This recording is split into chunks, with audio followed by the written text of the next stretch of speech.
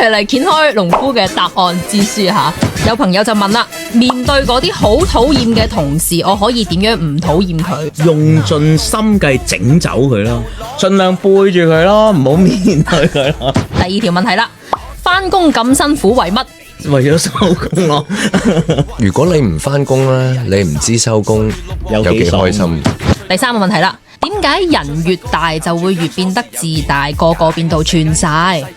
哦，因為個韻咁樣好聽，壓得幾樣韻，係啊，個韻好聽啊。你想我改咩？咁咪改咯。第四條問題啦，當我的志願和我的人生有出入啊，點樣接受自己係一個最偉大嘅平民呢？即係我當時帶住我一腔理想出嚟做嘢，然之後你發覺出到嚟做嘢條路都唔係咁嘅，係啊，教科書上嘅內容唔係咁嘅。係啊，係啊，我就係成日想講俾大家知啦嚇，櫻木花道喺邊度？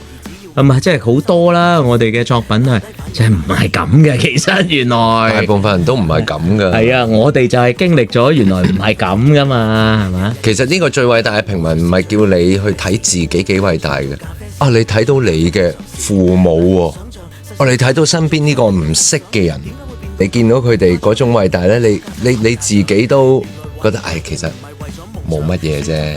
即係翻屋企問下你父母啊，喂，阿爸你細個夢想係咩啊？咁吓，即係原來你係想做詩人咁你做乜最尾做咗呢樣嘢嘅咁你又睇到一個可能會唔會出現喺自己身上嘅咧？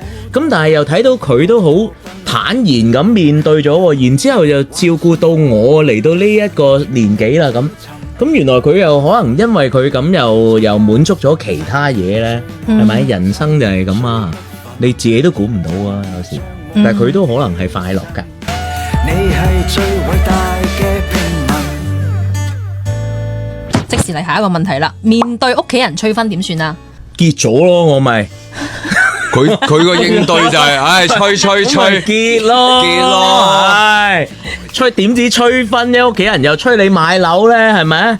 又出你交家用咧，咁你最尾點啊？做啊，係咪做咯，唔係點啫？第六條問題啦，係傳說中要同 fans 一齊完成嘅《成長》第4部曲嘅 MV 究竟幾時出咧？我都想問啊，因為我哋有最偉大嘅平民嗰個 MV 啊嘛，咁希望呢個會係下一個咯。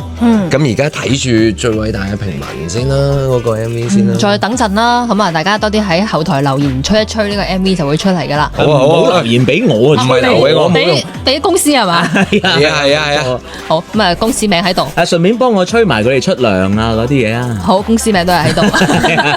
農夫嘻哈嘻嘻哈哈演唱會啦，咁啊嚟緊11月11號就喺佛山噶啦。係啊。咁啊，對比嗰個有啲新歌音樂會，會有啲點樣唔同同埋升級嘅地方咧？咁反而如果要比較嘅，就應該同5月喺廣州嗰個廣州站比較。咁今次我諗我哋講嘅會有少少唔同啦，加上我哋希望上次嘅唱唔到嘅歌唱翻啦。咁嗰啲失誤我哋可以彌補咯。例如上次我哋升降台有啲失誤，咁我棘住，咁我哋今次唔會俾笑到咁咩？都幾想睇棘住嗰下嘅。係好睇㗎，好睇。我係有半個人喺度咁樣，我啊上唔到嚟咁，佢又上唔到去，我就半個人落唔到去咁。咁跟住我有半隻歌又唱唔到咁嚇，個升降台棘住咗。咁啊，剩翻嗰一半就喺佛山。唔係，所以冇剩翻嗰半身出翻嚟。唔係，我哋今次肯定唔會失誤㗎啦。唔會失誤㗎啦，因為我哋會 cut 咗個升降台。我睇你點棘我，就係咯。因為睇有啲新歌嗰次，嗰個吸收量已經好大啦。係啊，嗰個其實咧，呢個都係我哋好任性嘅一個實驗嚟嘅，亦都應該係我哋嘅特長啦。係真係一半就係音樂會，一半就係 talk show。慢慢開始揾到呢一個係我哋條路咯嚇，我哋就係中意咁做，因為我哋以往就係你唱下歌咧，無端端就會大家係講下嘢先啦，講兩句啊，咁啊到你好啊，到我講啦咁，唱歌啦仲講咁 OK，咁我哋而家知啦，係一半一半咁。